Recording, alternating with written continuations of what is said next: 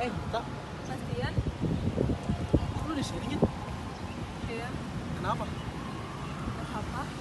Lagi ngapain? Maksudnya lagi sendirian aja? Iya, sendirian. Kenapa kok? Tapi muka lu kayak muka sedih ya? Gak apa-apa. Serius? Udah cerita aja gitu ya lah, kayak sama siapa aja. Udah cerita aja. Oke, aku cerita. Jadi mau lihat. Gue didiagnosa kanker, Bas. Serius lu? Maksudnya gimana? Iya, gue didiagnosa kanker baru-baru ini. Terus gimana? Ya, gak tahu. Gue pusing aja. Gue bakal bisa sembuh atau enggak? Iya, semua tuh pasti ada jalannya, termasuk penyakit lo ini. Udah lo nggak perlu takut, lo nggak perlu panik, santai aja. Nah, daripada lo takut, daripada lo panik bisa sembuh atau enggak kan ya, mendingan lo ikut gua aja, mau nggak? Gimana? Udah ikut gua aja, yang pasti lo bakal bisa lebih tenang, lebih nyaman juga yang pasti, mau nggak? Ya udah. Oke, ikut gua yuk. Lo pokoknya sabar ya, Pak. Tenang aja, pasti kalau ketemu gue ini lo pasti bakal lebih tenang. Armi, Iya, Bas. apa kabarnya, Mi? Baik. Oh iya, Mi, ini kenalin teman saya. Saya kita. Iya Mi, jadi teman saya ini lagi takut, lagi cemas. Bisa tolong dibantu nggak? Mi? Oh iya bisa. Nanti sama saya aja. Oh iya, ini ngomong-ngomong si Devi kemana? Oh dia lagi keluar beli air. Oh ya udah, tapi ini bisa kan ya? Iya bisa. Tolong dibantu ya Mi ya. Iya iya. Oh iya, tapi ini saya nggak bisa nemenin Mi, nggak apa-apa kan ya? Iya nggak apa-apa. Biar nanti sama saya aja. Udah, pergi dulu ya. Nanti dijemput kalau itu. Kabarin ya Mi ya kalau udahan. Iya iya. Udah, pergi dulu ya. Iya. Kayak gitu.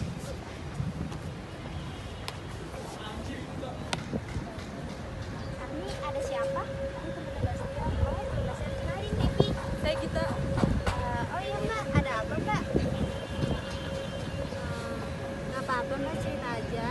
Udah tenang aja mbak, kita cerita aja nggak apa-apa. Iya. Sebenarnya saya itu mengidap penyakit kanker. Sudah berapa bulan mbak? Dia udah terkena 3 bulan. Lalu selama 3 bulan apa yang udah mbak lakuin? Mbak ngapain aja? Paling saya kontrol ke rumah sakit aja. Untuk rumah sakit. Lalu keluarga mbak mensupport mbak atau bagaimana mbak? Tetap mensupport kok. Mbaknya sudah berkeluarga? Belum. Kalau lagi cemas kayak gini biasanya mbak kemana? Paling kayak ke taman-taman gini aja. Tapi percuma, tiap kali saya kesini saya diam, merenung. Tetap aja saya kepikiran. Saya masih muda, tapi saya udah kena kanker. Sabar ya mbak, semua pasti ada jalannya. Mbak jangan putus asa. Tetap aja saya nggak ikhlas. Saya takut keluarga saya terbebani oleh saya.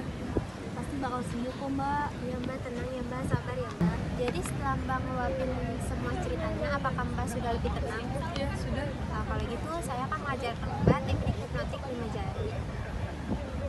Jadi teknik hipnotik 5 jari ini untuk mengurangi kecemasan mbak serta membuat mbak lebih rileks lagi dan tidak memikirkan tentang penyakit mbak.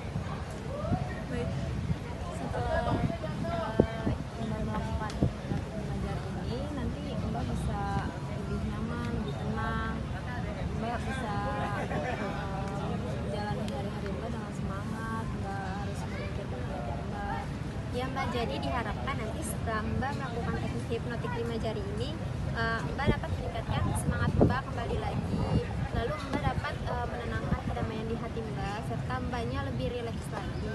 Apakah mbaknya bersedia? Iya. Baik, kalau mbaknya bersedia, mari kita lakukan bersama-sama. Yang pertama, mbak itu harus menciptakan suasana yang nyaman dulu untuk mbak. Ya. Lalu yang kedua, posisi yang nyaman untuk mbak. Apakah Iya. posisi ini sudah nyaman? Iya.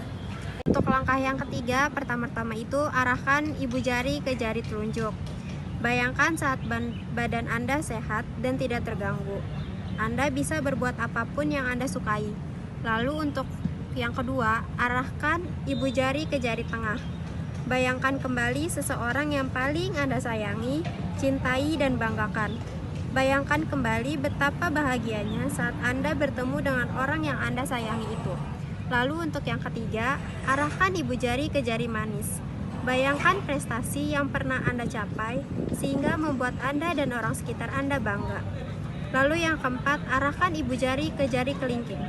Bayangkan tempat terindah yang pernah Anda kunjungi yang membuat Anda nyaman, tentram, tempat yang paling indah. Langkah yang keempat, Mbak bisa tarik napas melalui hidung buat lewat mulut sebanyak 3 kali. Langkah kelima, Mbak bisa pejamkan mata agar tubuh Mbak rileks.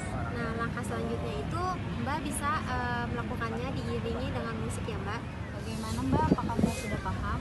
Iya. Baik, kalau gitu akan kita lakukan bersama ya Mbak. Dari Devi. Langkah yang pertama, ciptakan lingkungan yang nyaman untuk Mbaknya. Untuk langkah yang kedua, posisikan yang nyaman untuk Mbak senyaman mungkin. Lalu untuk langkah yang ketiga, Mbaknya tarik nafas sebanyak 3 kali, hembuskan lewat mulut.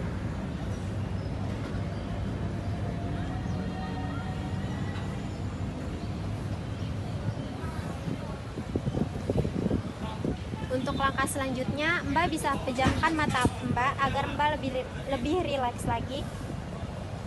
Setelah itu akan diiringi oleh musik agar lebih tenang kembali.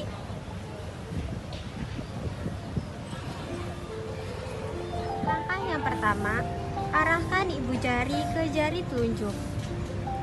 Bayangkan saat Mbak dalam badan sehat dan tidak terganggu. Mbak bisa berbuat apapun yang Mbak sukai.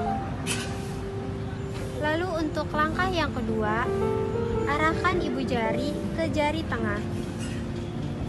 Bayangkan kembali seseorang yang paling Mbak sayangi, cintai, dan banggakan. Bayangkan kembali betapa bahagianya saat Mbak bertemu dengan orang yang paling Mbak sayangi. Lalu untuk langkah yang ketiga, arahkan ibu jari ke jari manis. Bayangkan prestasi yang pernah Mbak capai sehingga membuat Mbak dan orang sekitar Mbak bangga atas prestasi tersebut. Lalu untuk langkah yang keempat, arahkan ibu jari ke jari kelingking. Bayangkan tempat terindah yang pernah Mbak kunjungi yang membuat Mbak nyaman, tentram, dan tempat yang paling indah tersebut. Lalu setelah itu Mbak bisa tarik nafas selama 3 kali, hembuskan lewat mulut.